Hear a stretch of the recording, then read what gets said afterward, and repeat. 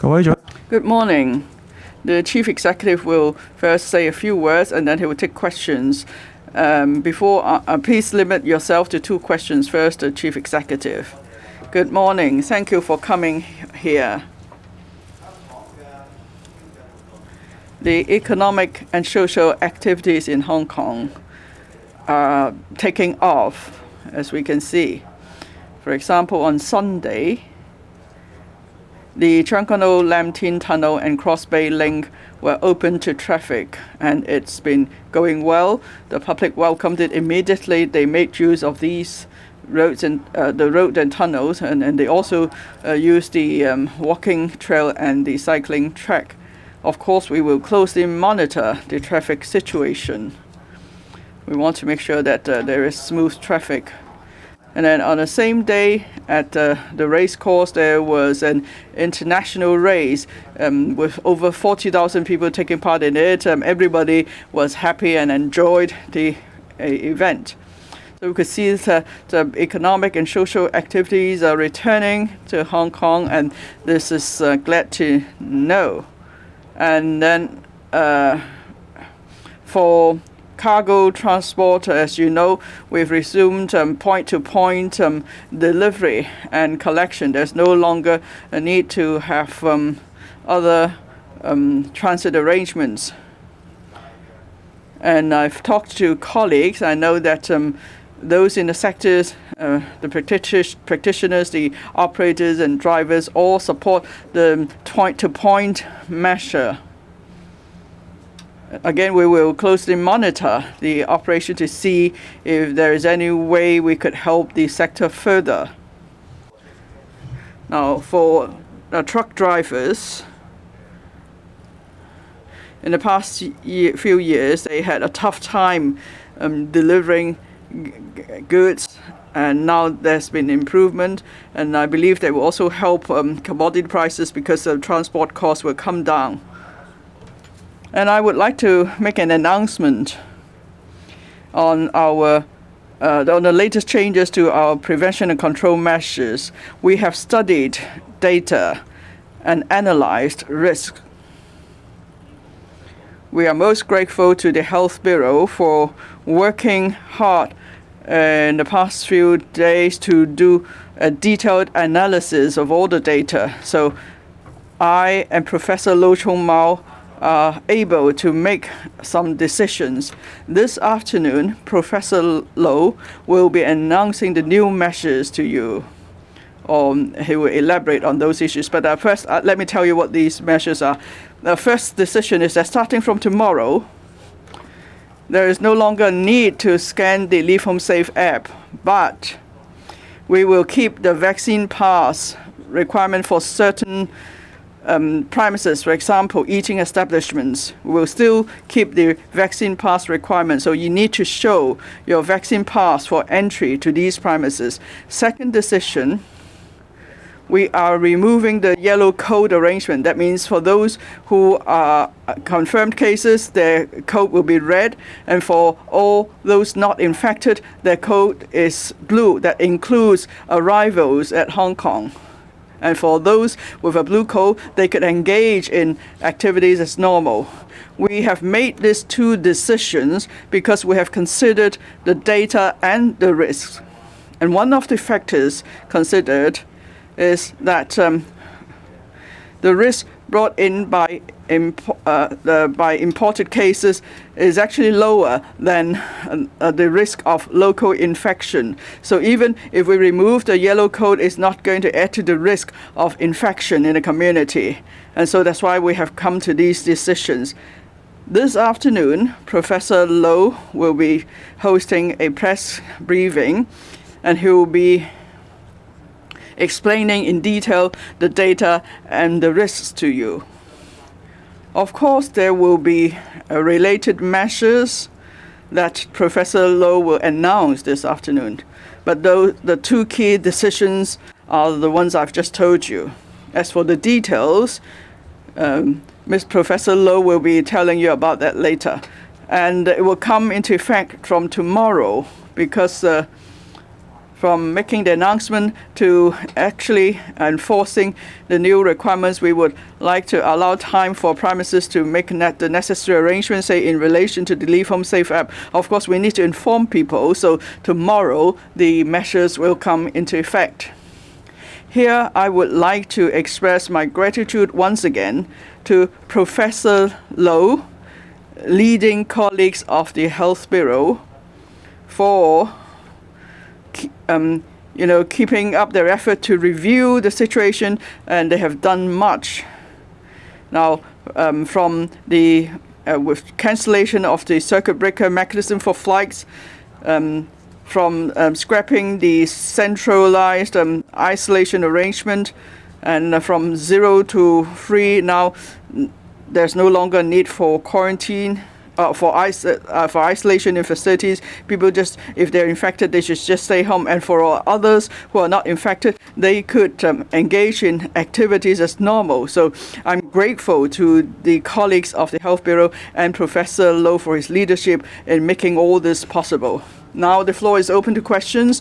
If you wish to ask questions, please raise your hands. And when I call upon you to speak, please use the microphone. And first identify the organization you represent, and please limit yourself to 2 questions.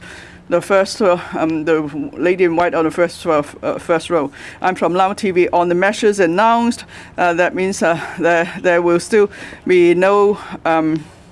There will still be vaccine pass requirements. It's only because some officials just couldn't overcome this psychological barrier, and what exactly is that? And what about resumption of the normal travel with the mainland? Will it happen next year? And will you first open up the border to those with business needs and so on? Now, on our prevention control measures, we have regard to the actual situation. We look at data and we adopt a targeted and precise approach in controlling the epidemic. That's all along been our policy. And I'm most grateful to colleagues of the Health Bureau for, keeping up the review of the situation based on science. And then on the basis of risks, they adjust our prevention and control measures. And for this latest decisions is because we have adequately considered the data and the risks. And then the Health Bureau then made such suggestions. So I'm grateful to them for such science-based and data-based analysis and recommendations. As for the resumption of quarantine-free travel with the mainland, our target has always been to resume such travel as soon as possible. But then we have to proceed according to the actual situations. You know that on the mainland, what the epidemic situation is like, the number of cases each day, and all the support measures have to be considered too. And then we proceed in taking such effort forward. Of course, we support the measures in mainland, and we believe that the measures in mainland will yield results, and very soon, hopefully, then there will be some enabling arrangement. But of course, we need to support the arrangement, and if there is anything we can do here, of course, we will make the announcement at the first instance. Thank you. Next question, the gentleman in the middle in a shirt. Free press. With the Vax Pass, masks and gathering limit, Hong Kong still appears to be one of the world's last zero COVID holdouts as China's rapidly loosening the restrictions. Since we have a higher vaccination rate, how do we still justify such measures? And if we do loosen the rules, should the border reopening be one of the last things to be considered if cases are increasing there? Second, the security chief made world headlines yesterday with his comments on Google's Anthem results last night. Is the government aware of the Streisand effect in that such continual statements could be helping not only promote the protest song, but boost its presence in search results? And will the government buy Google ads to fix that issue? Well, first of all, any measures that we introduced to deal with COVID is based on actual figures, data, and risk assessment. That has always been the policy, and this is also the reason why I make the announcement about the 2 new decisions that we have made. It's based on data, based on actual situation, based on risk assessments. The second thing is regarding resumption of normal travel with the mainland. Of course, I take this close to my heart, and I'll do everything that can facilitate it. But we also must be aware that decisions made are similarly based on actual situation and also data and risk assessment in cities in the mainland. This is a process I went through, and this is a process that I will, of course, give all my assistance to facilitate going through. But we have to look at data and the risk involved. But I think all people want to have less restrictions as much as possible while ensuring activities socially and economically can proceed as much as possible. In regard to the inaccurate playing of our national anthem, we take it very seriously, because national anthem represents a country. It represents the people. It represents dignity. Any organization, any responsible organization should act in such a way to ensure that the national anthem is played correctly, to respect, first of all, each country's national anthem, to respect each country's law, and also to respect the people of that country. And I think that is a universal principle.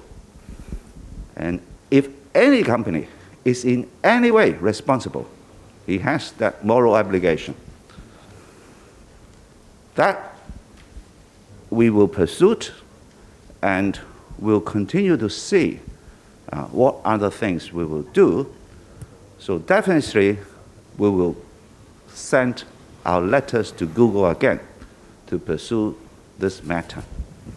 I also note that Google has agreed to remove a person's privacy or private data according to judgment of European Court. So there are ways to do it. It's a matter whether a company acts responsibly and respect the importance of national anthem in the global context. Due to time constraint, we will take the last question. The lady at the front. I'm from ... News.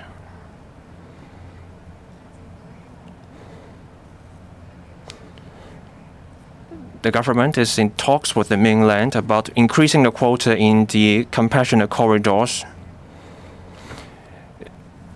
Is there any chance that we can relax the border control measures for Hong Kong people traveling to the mainland? There are media reports saying that on some search engines, some false results related to Hong Kong independence are still displayed, and in fact they are on top of the search results. What measures will the government take?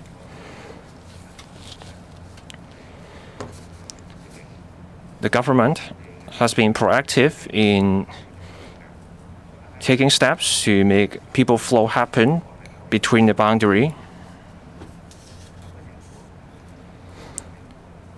If there are measures that could make things happen, the SAR government and the Shenzhen government will consider such measures considerably.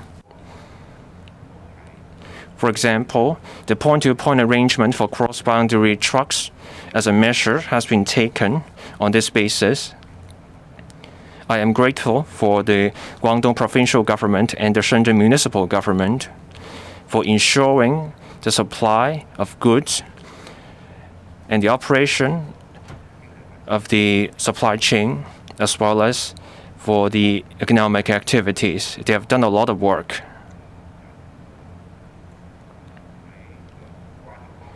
As for traveling across the boundary, in facilitating cross-boundary travel and increasing quotas, etc., the governments on both sides are aware of the need and will work towards this goal. We will examine the data and look at the risks, and we will work together on this. The consensus is that we can work towards this goal. If there is a result, we will make an announcement.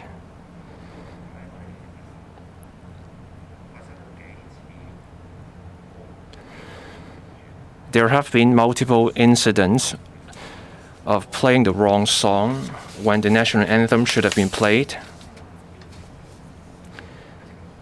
We have requested Google to take certain actions. For example, the Chinese national anthem should be put on top of the search results. We know this is entirely technical possible. When someone takes out an advertisement, the search results can be adjusted accordingly.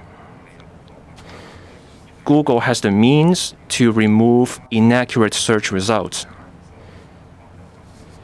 including doing so to comply with the ruling of a European Court judgment. In cases of the breach of the law, such as child pornography materials, there are ways to remove such materials. National anthem being a solemn matter, there's a legal statutory standing. The national anthem also represents the dignity of a country and its people. It's a matter of principle. It's also an ethical issue. Any responsible organization should take this matter seriously. We will continue to pursue this matter with Google, and I have requested various government departments to explore what action they can take. Thank you. 記者會到呢度啦，唔該晒。That ends the press briefing. I'll take the one last question. For this matter, the courts will deal with the matter. At this stage, as the matter is still being handled by the court, I'm not in a position to comment on the matter.